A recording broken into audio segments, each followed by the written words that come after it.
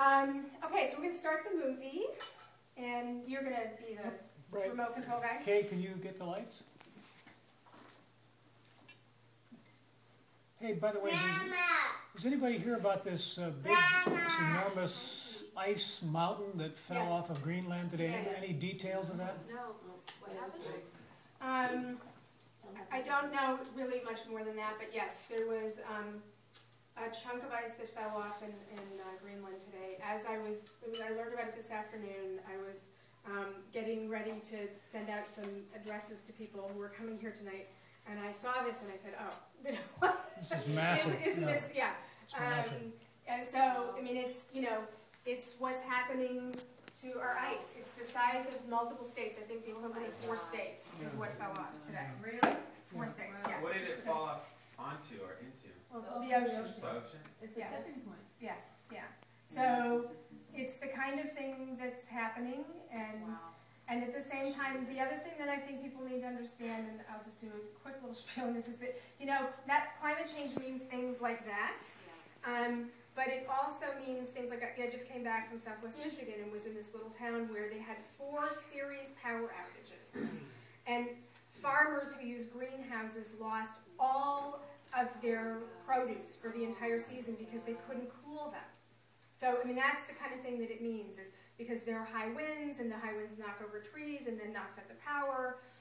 It means things like that. It means like the day that I was going down to the Field Museum for the opening of the climate change exhibit, the trains were shut down, and that was the night that we had a tornado in the city of Chicago, which doesn't happen, and Willis Tower was hit twice by lightning in the same moment. And, it means stuff like that, the kinds of storms we're seeing. It means basements being flooded. It means flights being delayed. It means longer cold and flu seasons. And that's just the beginning. Yeah, right. Well, so I think this summer, I think that the climate stories in Russia, when you're talking about 600 wildfires, yes. And they can't, and I just have to interject that I'm Sarah Lovinger. I'm the other Dr. Sarah. I'm a physician. I'm the director of the Chicago chapter of Physicians for Social Responsibility. And I teach a class at Northwestern on climate change and human health. And that's when we think about climate change, I hate to see the polar bears lose their habitat.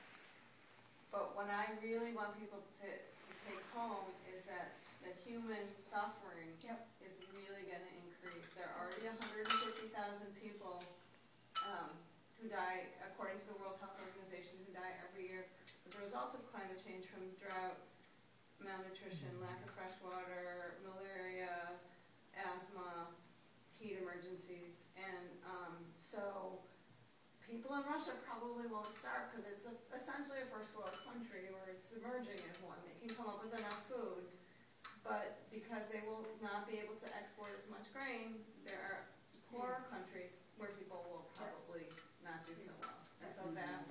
And they're having major air quality issues right now. Apparently it's the equivalent to smoking 2 packs of cigarettes a day right now in terms of air quality in Moscow. Cities, so we are inconvenienced. We have power outages. We have,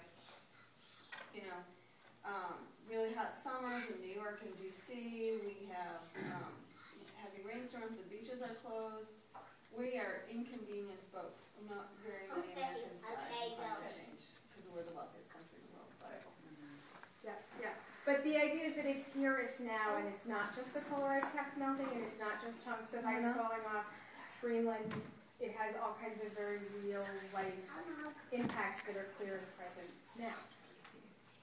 So we'll go on to see what Colin Bivin and his family encountered as they attempted to reduce their environmental impact over the course of a year. So enjoy.